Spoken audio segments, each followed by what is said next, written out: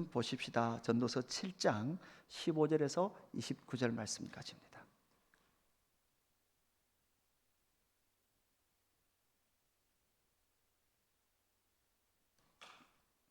전도서 7장 15절에서 29절 말씀까지 우리 교독하십시다. 15절 제가 먼저 보겠습니다. 내 허무한 날을 사는 동안 내가 그 모든 일을 살펴보았더니 자기의 의로움에도 불구하고 멸망하는 의인이 있고 자기의 악행에도 불구하고 장수하는 악인이 있으니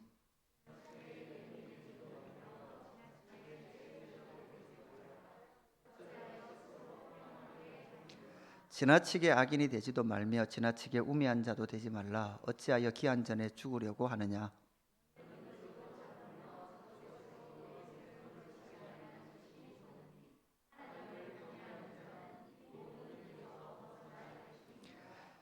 지혜가 지혜자를 성읍 가운데 있는 10명의 권력자들보다 더 능력이 있게 하느니라.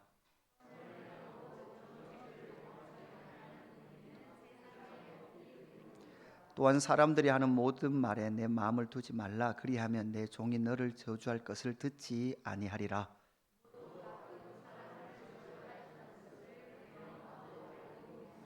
내가 이 모든 것을 지혜로 시험하여 스스로 이르기를 내가 지혜자가 되리라 하였으나 지혜가 나를 멀리하였도다.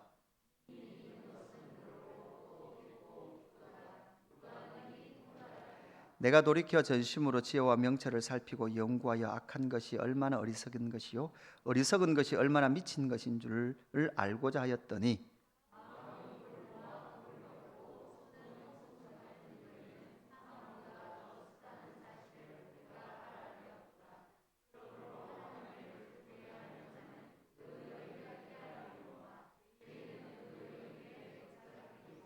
전도자가 이르되 보라 내가 낱낱이 살펴 그 이치를 연구하여 이것을 깨달았노라.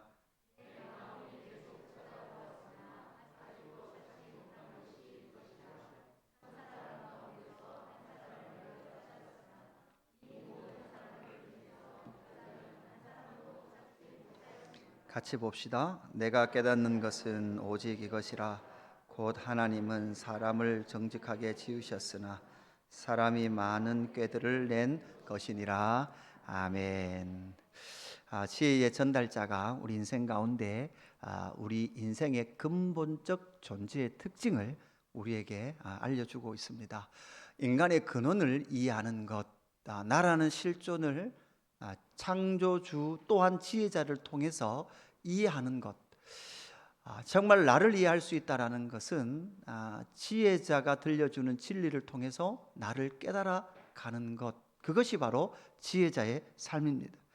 이것을 깨닫는 것이 인간의 근본된 것을 이해하는 것이 진짜 행복이다라는 것을 전도서 6장 6절에 지혜자는 말해주고 있습니다. 그가 비록 천년의 갑절을 산다 할지라도 행복을 보지 못하면 마침내 다 한 곳으로 돌아가는 것뿐이 아니냐라고 말씀하고 있죠. 그러면서 진짜 그 행복, 하나님께서 나의 존재의 근원을 알게 하심을 통하여 보게 되는 그 행복이 무엇인지를 우리에게 보여주고 있죠. 그런데 그 행복은 세상이 말하는 것과 전혀 다른 행복을 이야기하더라는 것이죠. 그건 무엇인가 하면 인생의 행복의 본질을 생명이 아니라 죽음에서 찾으라 이렇게 말하죠. 죽음에서 인생의 본질을 찾아라. 그래서 초상집에 가라, 혼인집에 가지 마라 라고 이야기를 하죠. 그래서 죽음이라는 그 존재 앞에 서서 인생의 본질이 무엇인지를 생각하고 또한 책망을 통해서 인생의 본질이 무엇인지를 찾아내라 그러죠. 여러분, 우리 안에 있는 탐욕과 뇌물을 향한 끊임없이 내 욕심을 추구하기를 원하는 내 실존을 여러분 성령님이 오시면 어떻게 하실까요? 여러분 성령님 오시면 그것을 책망하십니다. 그래서 성령님이 내 안에 역사하시면요 뜨거워서 견딜 수가 없습니다. 왜 뜨겁습니까? 내 안에 있는 탐욕 덩어리를 태우시거든요. 그죠? 옛날 우리 그 찬송했잖아. 불길 같은 성령이여 강구하는 우리에게 지금 강림하셔서 성령 충만하소서.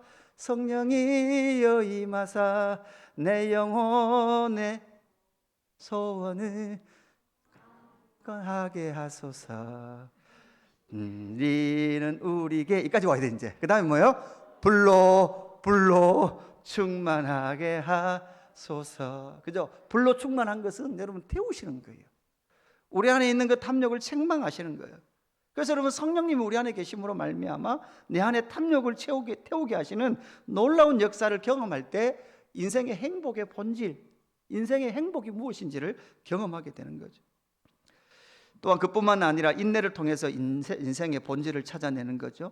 분노와 원망이 일어날 수밖에 없는 우리의 삶 속에 인내하며 인생의 본질을 찾을 때 너는 행복할 수 있다라고 말하면서 지혜의 유산이냐 돈의 능력이냐라는 것으로 이 지혜자는 우리에게 선택할 것을 권면하듯이 그렇게 오늘 아침 이 묵상 말씀을 마무리하고 있습니다. 그러면서 여러분 지혜의 특징이 무엇입니까? 지혜는 살립니다. 그러나 돈은요 살리지 못하죠.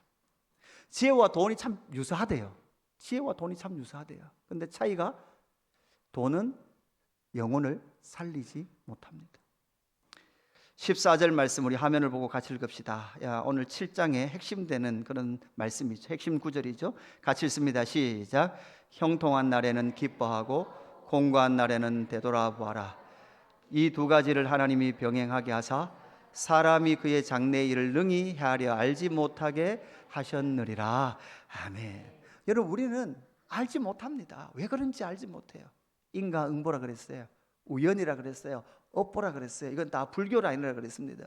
이거로도 알고 싶어 했지만 알 수 없습니다. 그죠? 왜 이런 공고가 찾아왔는지 다 해석할 수 없습니다. 그러나 형통한 날과 이 곤고한 날이 한 날이에요. 한 날. 그죠? 한 존재 안에 콩이 두 개가 같이 있는 이 모순과 역설과 허무 속에 그 진실, 지혜를 발견할 때 너는 정말 여호와를 경외하게 될 것이다. 여러분 여호와를 경외하는 것이 진짜 행복인 줄로 믿습니다. 그러면서 이 지혜자가 계속해서 여호와를 경외하는 행복이 무엇인지 우리에게 알려주고 있는데요. 오늘 좀 세 가지 정도 살펴보았으면 좋겠습니다. 첫째는 하나님의 주권과 인생의 한계를 인정하는 것, 그것이 바로 여호와를 경외함을 통해서 얻는 행복이다라는 것을 우리에게 말해줍니다. 여러분 우리가 이 땅을 살아감에 있어서 예를 들어 우리가 주일날 땡땡이 치고 교회 안 하고 놀러 가고, 그죠? 우리 주일학교 아이들 그죠? 헌금하라고 받았는데 헌금 안 하고 그거 가지고 아이스크림 사 먹고, 만약에 아이스크림 사 먹었는데 하나님께서 딱 징계를 하셔가지고, 그죠? 교회 와가지고 앞으로 넘어졌는데 뒤통수가 깨진다든지, 그죠? 오른쪽으로 넘어졌는데 왼쪽 팔이 부러진다든지, 이런 일이 일어나면 여러분 이거 헌금 가지고 아이스크림 사 먹겠습니까? 못 사 먹겠습니까? 못 사 먹죠, 그죠? 여러분 하나님을 떠나도 때로는 우리 삶 가운데 별 문제가 없는 것 같고, 주일 교회 한 번 안 와도 우리 삶 가운데 별 문제가 없는 이런 일들이 우리 삶 가운데 일어납니다. 악한 자들은 돈을 더 잘 벌고 이웃을 박해하는 자들이 권력의 자리에 앉는 것을 봅니다. 그러나 반대로 좋은 사람들이 고난을 당하고 어려운 일을 당하기도 하는 것이죠. 여러분 참 어려운 것이 선교의 부르심을 받고 하나님께서 주신 그 나라를 향하여 준비하면서 선교 훈련 받다가 지난 봄이었죠. 제가 말씀을 드렸지만 정말 선교를 준비하고 이제 파송 예배 준비하는데 훈련 끝나고 들어오신 그 선교사님이 위암으로 이제 하나님의 부르심을 받았던 그 일들, 그 땅을 밟아보지도 못하고 하나님의 그 부르심 앞에 자기가 가졌던 부부가 그 치과 의사라는 그 직업도 다 내려놓고 하나님의 그 부르심 앞에 섰는데도 불구하고 하나님 왜 그런 일을 허락하셨는지 알 수 없는 그러한 인생들을 우리가 만나더라는 거지. 그러한 인생들 속에, 삶 속에 하나님의 주권과 인생의 한계를 인정하는 것이 여호와를 경외하는 참 행복의 삶이다라는 것을 우리에게 말씀해 줍니다. 15절 말씀 보십시오. 내 허무한 날을 사는 동안 내가 그 모든 일을 살펴보았더니 자기의 의로움에도 불구하고 멸망하는 의인이 있고 자기의 악행에도 불구하고 장수하는 악인이 있으니 지나치게 의인이 되지도 말며 지나치게 지혜자도 되지 말라. 어찌하여 스스로 패망하게 하겠느냐. 지나치게 악인이 되지도 말며 지나치게 우매한 자도 되지 말라. 어찌하여 기한 전에 죽으려고 하느냐. 너는 이것도 잡으며 저것에도 내 손을 놓지 아니하는 것이 좋으니 여호와를 경외하는 자는 이 모든 일에서 벗어날 것임이라. 이렇게 말합니다. 그러니까 이 허무한 날 사는 동안 자세히 살펴보았습니다. 그랬더니 의로움에도 불구하고 멸망하는 의인이 있고 자기 악행에도 불구하고 장수하는 악인이 있다는 거예요. 그래서 지나치게 의인도 되지 말고 지나치게 지혜자도 되지 말고 지나치게 악인도 되지 말고 지나치게 우매한 자도 되지 마라. 여러분, 이게 이제 헬라 철학에서 말하는 중용, 그죠? 그러니까 너무 오른쪽도 되지 말고 너무 왼쪽도 되지 말고. 여러분, 군대 가면 뭐라고 말합니까? 군대 갔다 오신 분들은 아시죠? 여러분, 군대는요 1번 서도 안 되고 꼬리에 서도 안 돼요. 그죠? 그러니까 항상 중간에 있어야 돼요. 그죠? 뭐 할 수 있는 사람 그래가지고 또 기분 또 좋은 자리 갈까 싶어서 나가면 안 되는 거예요. 그죠? 제가 이 춘천에 딱 내려서 이제 자대 배치 받는데 이러더라고요. 키 170 넘는 사람 빠지라 그러더라고요. 난 좋은 데 가는가 싶어서 제가 키가 170이 넘잖아요. 그죠? 제가 키가 170 넘거든요. 그래서 좋다고 빠졌어요. 그 다음에 그 170 중에 안경 안 낀 사람 빠져 그러더라고요. 그죠? 제가 최근에 안경 끼지 눈이 정말 좋거든요. 그래서 좋다면 또 빠졌지요. 그죠? 그 다음 몸무게 얼마 이하 또 뭐 이상 빠져 그러더라고요. 그죠? 또 딱 건강한 사람만 뽑는구나. 딱 뽑았죠. 다 빠졌죠. 그러니까 트럭에 태우더라고요. 트럭에 태워가지고 지금 이맘때쯤에서 눈이 속히 온 춘천에, 그죠? 그 60 트럭이라고 했어요. 60 트럭. 그죠? 60 트럭 타고 한참을 가니까 홍천 나오고, 그죠? 그 홍천에 뭐랬더라, 이 생명 하나 조국을 위하여 이거 붙어 있더라고요. 이 생명 하나 조국을 위하여. 그래서 젓가락 부대라고 말하는 11사단, 그죠? 수색대대 박혁포 소대에 배치받았다가 하나님께서 기적적으로 구원해 주셔가지고 거기에서 벗어나게 됐죠. 우리 이동환 집사님은 말년까지 그 박혁포 맸다 그러더라고요. 그죠? 그러니까 적당하게 타협적인 삶을 살아라. 그죠? 그렇게 이야기하는 본문이냐는 거죠. 지나치게 의인도 되지 말며 지나치게 지혜자도 되지 마라라는 것을 우리에게 말해주는데, 여기서 지나치게 의인도 되지 말라 할 때 여기 지나치게라는 것을 여러분 잘 그렇게 봐야 합니다. 지나치게 의인이 되지 말고 지나치게 지혜자도 되지 마라라는 겁니다. 여러분, 이것은 사실 지나치다라는 것에 우리가 핵심을 준다면, 사실 여러분 이것은 어떻게 이 사람은 지나치게 의인이요 지나치게 지혜자예요. 그러니까 모든 것을 다 아는 것처럼 그렇게 사는 삶을 말하는 거예요. 그뿐만 아니라 지나치게 의로워서 자기가 진짜 의인인 것처럼 그렇게 사는 삶을 살지 말라는 것이죠. 특별히 종교적으로도 마찬가지입니다. 여러분, 오늘 금요 기도에 오신 여러분 정도가, 그죠? 우리가 너무 기도하면 이런 삶이 있어요. 요새 좀 자꾸 몸도 좀 안 좋고, 네 요새 기도 좀 안 했나? 기도 안 해서 그렇다. 그죠?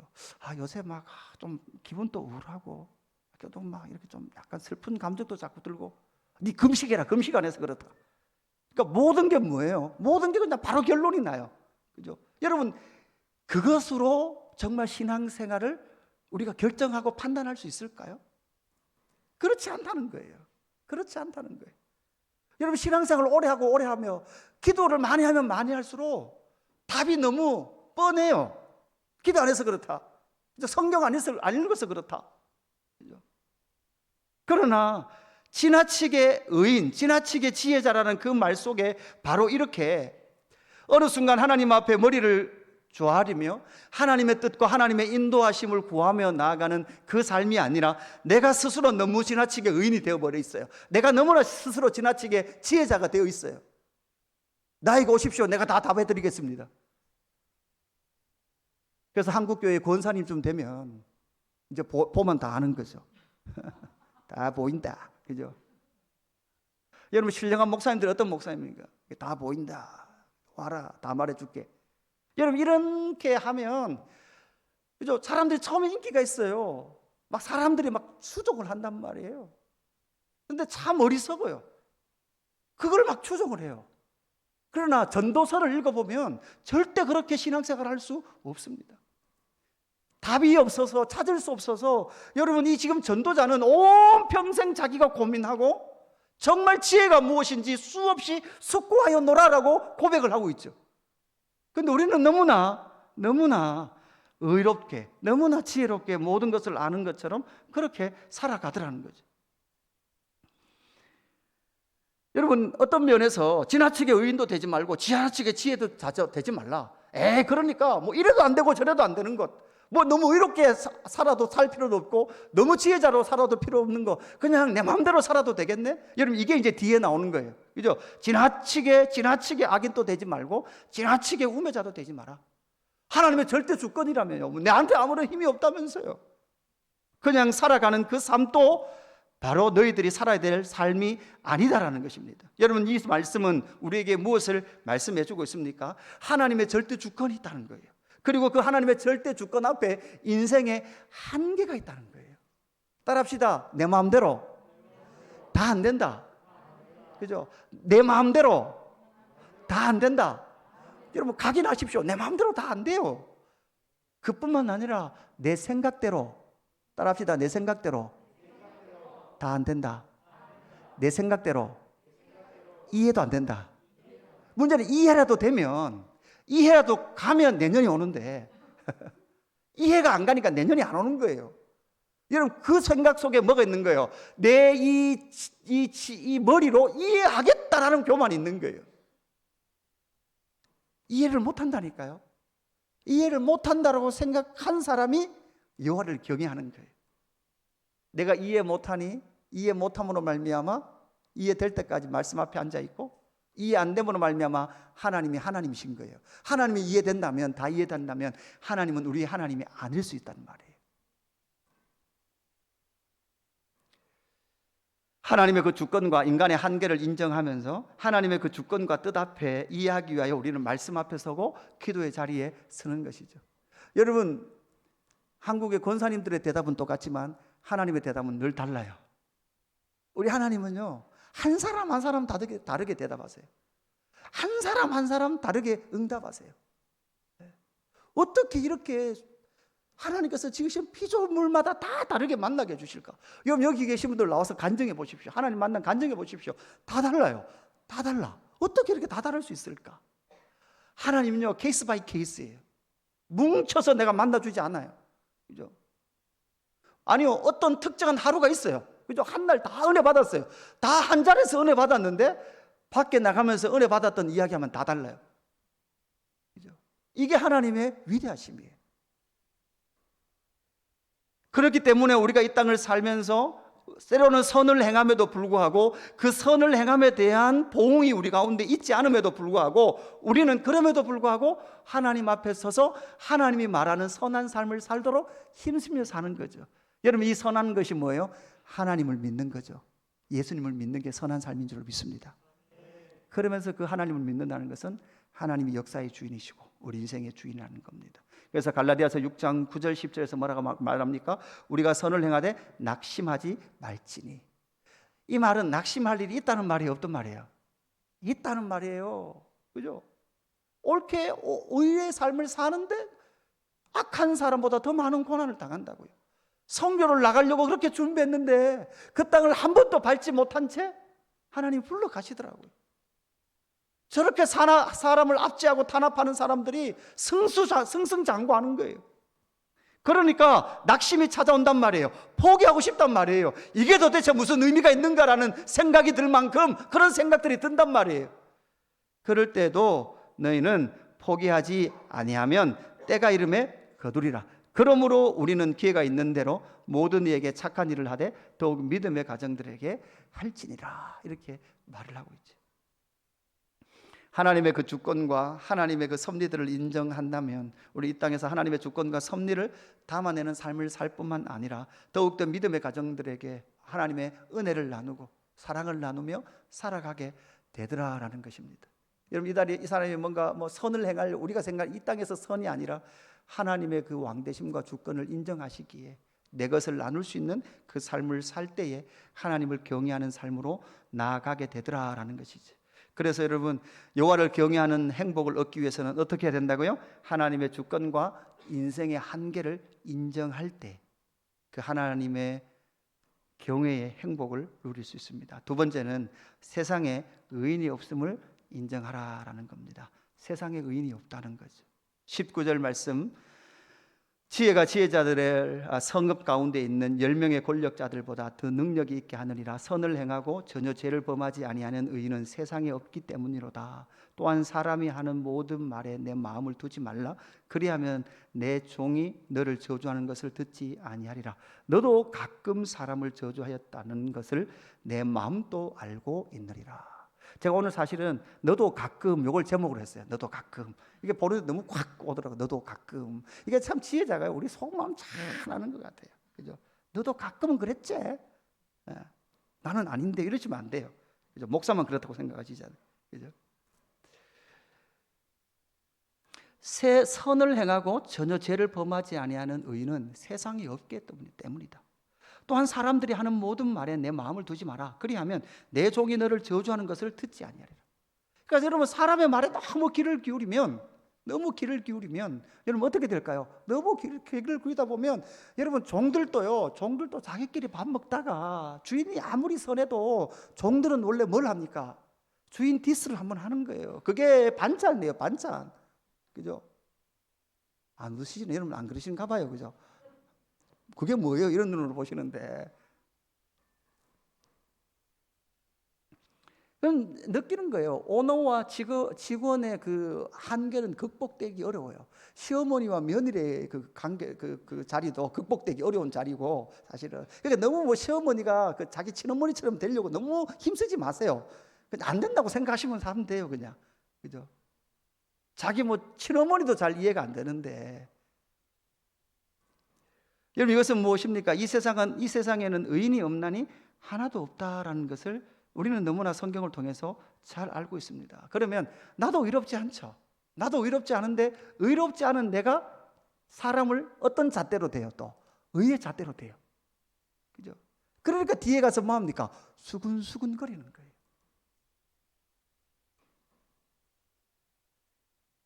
의인이 없으니까 여러분 뭐를 안 할까요? 사람을 의지하지 않아요. 그러니까 네가 그럴 줄 몰랐다 이런 말은 안 하는 거예요. 원래 뭐라고 말해야 돼요? 네가 그럴 줄 알았다. 이게 정상이에요. 그죠? 그럴 수 있는 존재예요. 그럴 수 있는 존재라고요. 창세기 6장 5절에 뭐라고 말씀합니까? 노홍수 전이죠. 여호와께서 사람의 죄악이 세상에 가득함과 그의 마음으로 생각하는 모든 계획이 항상 악할 뿐임을 보시고. 그러니까 생각하는 것들이 항상 악해요. 그러니까 의로운 척 하지 말라는 거예요. 그죠? 여러분 우리의 의는 오직 누구로부터 받은 의입니까? 예수 그리스도의 십자가의 보혈의 능력으로 받은 의롭다 하심을 받은 의예요.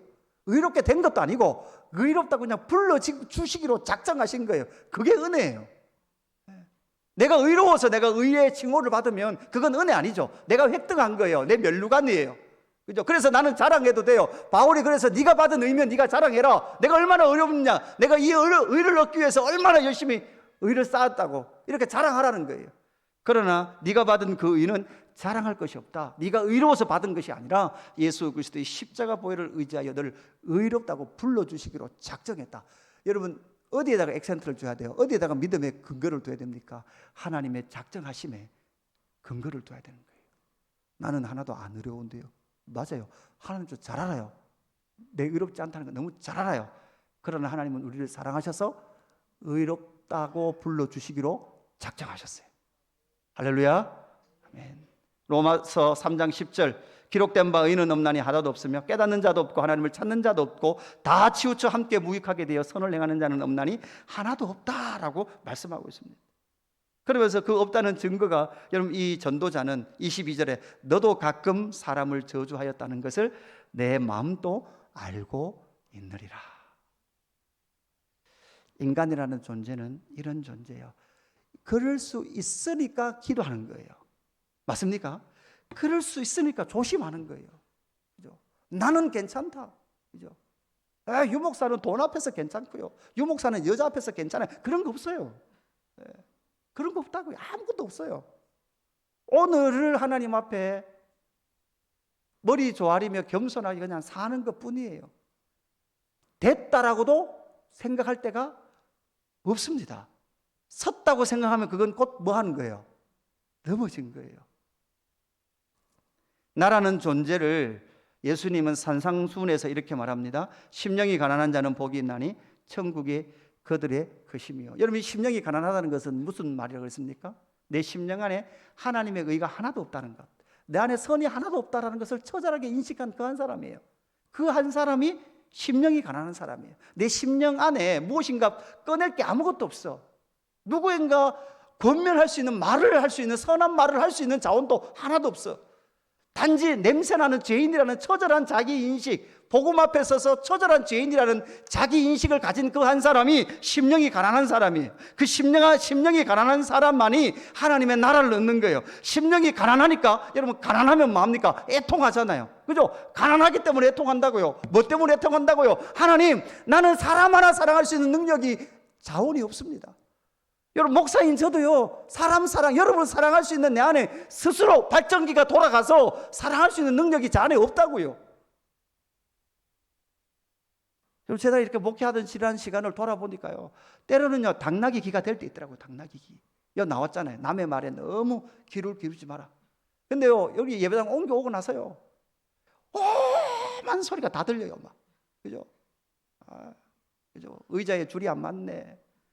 뭐 소리가 울리네. 그죠? 뭐 예배당을 뭐 이렇게 또 평수를 본당을 이렇게 작게 했노. 그죠? 목사님들만 오면 이거 보고요. 뭐 새로 질 바에야 한 500명 짓지 이게 뭐고 그러면서. 그죠? 그러니까 막 사람들 하는 말에 이게 뭐 기가 막 이렇게 돼가지고 그러니까 못 살겠더라고요. 지나가면서 농담으로 한마디 여러분 쓱 한 것도. 그죠? 뭐 여러분 그러잖아요. 오늘 목사님 머리 스타일 이상하네요. 이 한마디면 일주일 동안 이제 머리 스타일을 이걸 어떻게 이번 주는 머리 스타일 괜찮네요. 이거 완전 막 라스를 뿌려가지고 왁스를 뿌려 일주일 내내 보존을 해야 되나? 그렇게 되더라고요. 사람이 그렇게 되더라고요. 남의 말에 귀를 기울이기 시작하더라고요. 근데 심령이 가난한 내 자신, 그 가난한 때문에 하나님 앞에 애통하고 또한 위로를 받으면 온유한 마음이 생기고요. 왜요? 내 안에 아무것도 없으니까 하나님이 주시는 그 위로들이 들어오니까 온유한 마음이 생기죠. 날카로웠던 그게요, 온유한 마음이 생겨. 그 사람 만나면 따뜻해요. 그죠? 감사해요. 교회의 역사도 늘 그래왔다 그랬습니다. 교회의 역사도 늘 범죄와 아픔이 교회 안에 있었습니다.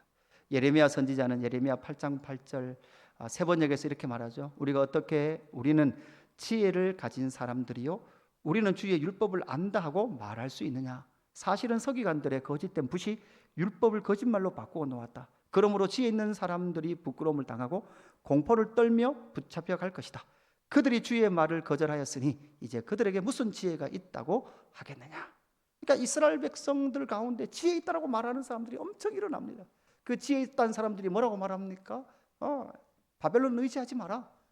바벨론으로 포로로 잡혀가는데도 불구하고 2년만 있으면 돌아오게 될 것이다. 내가 그 일을 행하리라. 그죠? 여러분, 그런 말들에 사람들이 지혜자의 말이라고 엄청 귀를 기울입니다.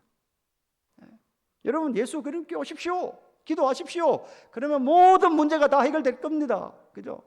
아직도 아파트 못 사신 분들 계십니까? 그죠? 헌금하십시오. 그죠? 제가 봉투에다 손 올리고 기도하면 그 집에 물질의 복이 터져갈 겁니다. 그죠? 할렐루야, 아멘. 그죠? 목사님 안 되는데 정성이 부족해서 그렇다. 더 가지고 와라. 조금만 더 하면 된다. 그죠? 우리는 지혜를 가진 사람들이 우리는 주의 율법을 안다라고 말하는 사람을 주의하라고요. 잘 모르겠어요. 하나님의 섭리와 주권을 잘 모르겠어요. 그래서 말씀 앞에 머물러요. 그래서 기도의 자리에 머물러요. 이게 진짜 지혜자, 하나님 앞 여호와를 경외하는 자의 삶인 줄로 믿습니다. 마지막, 인간이 많은 꾀를 낸 것을 인정하라, 이렇게 요청을 하고 있습니다. 29절 말씀, 우리 29절 말씀 같이 읽어볼까요? 같이 읽읍시다. 시작. 내가 깨닫는 것은 오직 이것이라. 곧 하나님은 사람을 정직하게 지으셨으나 사람이 많은 꾀들을 낸 것이니라. 여러분, 우리는 자꾸 하나님이 문제 있다 그래요. 하나님이 문제 있다 그래요. 하나님이 주권자시니까 하나님 때문에 이렇게 된 거 아니냐고. 하나님이 막아주면 문제가 없었는 거 아니냐고. 근데 여러분, 하나님은 그런 하나님이 아니에요. 자기 깨로 산 것은 깨의 결과를 알아야만, 내 잔머리 그 깨로 살았다는 것을 알아야만, 깨우칠 때가 돼야만 여러분 우리는 돌아올 수 있기 때문에, 탕자가 아버지의 것을 가지고 먼 타국으로 가죠. 그럼 아버지는 더 많은 돈이 있기 때문에 지명수배해서 탕자 찾으러 갈 수 있었을 거예요. 근데 아버지는 언제까지 기다립니까? 그가 다 소진할 때까지, 지가 가지고 간 거 다 쓸 때까지, 그리고 스스로 뭐를 볼 때까지? 아버지 집을 볼 때까지. 하나님은 끝까지 기다리시는 거예요. 끝까지.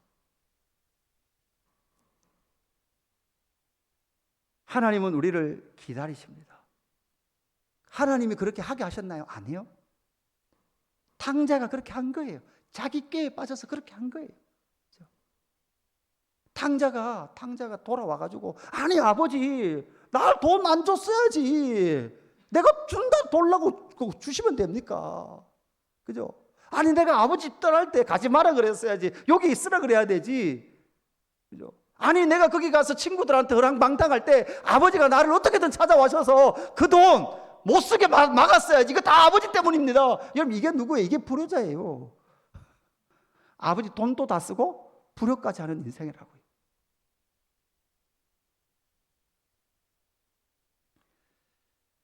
미래도 예측할 수 없고 나의 미래도 알 수 없는 인간에게 한 가지, 인간이 그러한 것들을 피할 수 있는, 자기 죄책과 정죄에서 피할 수 있는 것은 손가락질을 누구에게 하는 거예요? 하나님께 하는 거예요. 그래서 자기 책임을 회피하는 거죠. 하나님 앞에 회개할 기회도, 하나님 앞에 무릎 꿇을 기회도 다 잊어버린 채로 하나님 당신 때문입니다 라고 손가락질하고 있는 것이 바로 인류의 모습이라는 거예요.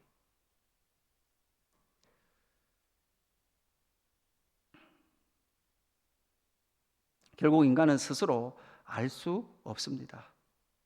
스스로 알 수 없기 때문에 하나님을 의지해야 되고, 여러분 23절부터 25절까지 이 연구자가 아무리 연구를 해도 사실은 이 연구조차도 어리석은 것이고 미친 것인 줄 알았던 거예요. 그것을 알 수 없었죠. 그러나 바울은 에베소서 1장 17절 18절에 보면 이렇게 말씀합니다. 우리 주 예수 그리스도의 하나님 영광의 아버지께서 지혜와 계시의 영을 너희에게 주사 하나님을 알게 하시고, 여러분 지혜와 계시의 영을 주심으로 말미암아 우리는 누구를 알 수 있어요? 하나님을 알 수 있어요. 이것도 하나님 다 알아요? 아니면 알게 해주신 만큼만 알아요? 알게 해주신 만큼. 하나님을 다 안다는 것은 거짓입니다. 이단입니다. 다 모릅니다. 지혜와 계시의 영을 통해서 알게 하신 만큼만 아는 거예요. 하나님을 알게 하시고 너희 마음의 눈을 밝히사, 여러분 하나님께서 지혜와 계시의 영을 주시면 하나님을 알고 우리의 마음의 눈이 밝아지면 뭘 아는가 하면 그의 부르심의 소망이 무엇이며 성도 안에서 그 기업의 영광의 풍성함이 무엇인지를 알게 되는 거예요. 네. 여러분 우리를 부른 부르심의 소망은 하나님의 소망이 담겨 있는 줄로 믿습니다. 여러분 예배자로 기도자로 부르신 것은요, 이 세상 사람은 가치 없다고 말하지만 하나님 앞에서는 엄청난 영광의 자리인 줄로 믿습니다. 그죠? 여러분 이 땅에서 이걸 경험하고 가야 돼요. 진짜 하나님과 교통하는 그 기도, 이 세상에서 말하는 비나이다가 아니고 하나님과 인격적인 관계를 맺는 그 기도를 이 땅에서부터 경험해야 된다고요. 그러니까 뭐 금요 기도에 오세요. 그럼 목사님 저는 막 기도하는 게 너무 힘들어요. 이게 아직은 그 신앙생활에 그냥 문에 들어와서 있는 거예요. 문에 들어와 있는 거죠. 자기가 뭘 해도 사실은 문에 와 있는 거예요. 아무것도 사실은 신앙이 자라지 않은 상태죠. 지혜와 계시를 너희 주시름으로 말미암아 우리의 부르심의 소망이 무엇이며 성도 안에 그 기업의 영광의 풍성함이 무엇이며 라는 거죠. 하나님의 나라를 받은 우리가 결국은 하나님의 기업들이다라는 것을 알게 되는 것입니다. 그러면서 26절부터 27절 말씀에 보면 이렇게 마무리하고 있습니다. 마음은 올무와 그물 같고 손은 포승 같은 여인은 사망보다 더 쓰다는 사실을 내가 알았었도다. 그러므로 하나님을 급뷰시게 하는 자는 그 여인을 피하려니와 죄인은 그 여인에게 붙잡히로다. 이 여인은요 지혜를 말하는, 이게 자기가 추구하는 지혜를 말하는 거예요. 그죠? 자기들이 스스로 알려고 하는 그것을 말해요. 자기 스스로 알려고 하면, 여러분 우리 수요일 날 공부했죠? 독일의 헤겔, 그 다음에 쇼펜하우어, 니체, 자라투스트는 이렇게 말했다. 이렇게 나오잖아요. 그죠? 힘의 의지. 도대체 이게 무슨 말인가? 수요일날 들으신 분들은 아실 거예요. 이런 철학적인 방법을 통해서 그죠? 자기 스스로 지혜를 깨달을 수 있다는 것은 여인의 올무에 매인 사람과 같다는 거죠. 그죠? 삼손이 누구를 사랑했대요? 들릴라를 사랑해서 모든 것이 묶여 있었던 삼손과 같이. 이건 그냥 뭐 여자를 비하하는 게 아니에요. 뒤에 나오는 내가 모든 1000명 중에 한 사람 찾았는데 그 중에 여자는 없었다. 이 말도 1000사람 중에 한 명 찾았다는 말은 사실은 있다는 말일까 없다는 말일까? 유도어법상은 없다는 말이거든요. 없다는 말이거든요. 사실 역사 속에 딱 한 분 계셨죠. 누구? 예수 그리스도. 요셉은 보디발의 아내의 유혹에서 뭐 합니까? 벗어났죠. 그러니까 어떻게 보면 삼손은 자기 스스로 살려고 했던 그 삶의 올무매임이 삼손의 모습으로 나타났고, 반대편 요셉은요 정말 하나님의 주권을 믿고 하나님의 역사하심을 믿었기 때문에 하나님이 나를 이곳에 보내셨다는 것을 하나님께 원망하지 않았어요. 하나님 왜 형들한테 내 팔리게 하시고, 나는 이스라엘 사람인데 나 왜 여기 애굽에 팔려오게 하시고. 요셉 입장에서는 원망하려고 했으면요 수없는 원망이 있었을 거예요. 그러나 요셉은 원망하지 아니하고 하나님이 나를 이곳에 보내셨다라는 것을 인식하며 하나님의 주권 앞에 서고 있던 요셉은 자기를 올무잡아 오려고 하는 것이 무엇인지 깨달았단 말이에요. 그러니까 놔라 그리고 딱 멋있게 가지 않습니까? 말씀을 정리합시다. 여호와를 경외하는 행복이 어디에서 주어집니까? 하나님의 주권과 인간의 한계를 인정하는 것. 세상에는 의인이 없다는 것을, 여러분 세상에 의인이 없다는 말은 나도 의롭지 않다는 거죠. 그리고 이 땅의 이런 문제들은 하나님 때문에 그렇게 된 것이 아니라 인간이 많은 꾀를 내서 이런 상황이 되었다라는 것을 인식할 때, 여러분 인생 가운데서도 원망할 만한 일이 생길 그 자리에 서서 이것은 사실 나의 꾀 때문에 지금 내가 이 자리에 서 있구나라는 것을 인식해낼 때 정말 하나님의 그 경외하심 앞에 서서 행복한 삶, 기쁨의 삶을 살게 될 줄로 믿습니다. 오늘 우리 예수님만을 더욱 사랑, 이 찬양 마지막 곡이었는데요, 찬양을 하면서 너무 하나님께서 은혜를 주시더라고요. 그래서 내가 스스로 알려고 하는 지혜, 내가 스스로 뭔가 깨닫고 살려고 하는 그 모든 몸부림들을 좀 내려놓고 예수님만을 더욱 사랑, 날이 갈수록 더욱 사랑, 고난이 와도 더욱 사랑, 내 삶의 고백 더욱 사랑, 주님 한 분만 더욱 사랑, 그 무엇보다 더욱 사랑. 왜냐하면 주님은 우리 가운데 진짜 지혜가 되시는 유일한 분이시기 때문에 그런 줄로 믿습니다. 우리가 사랑해야 될 분은 예수 그리스도 뿐인 줄로 믿습니다. 여러분 그 예수 그리스도를 사랑하고 그 예수 그리스도께 나아가서 여호와를 경외하는 것이 어떤 것인지, 그리고 여호와를 경외하는 것이 얼마나 행복한 것인지를 여러분 말씀과 기도를 통해서 경험하는 저와 여러분 되기를 주님의 이름으로 축복합니다. 찬양합시다.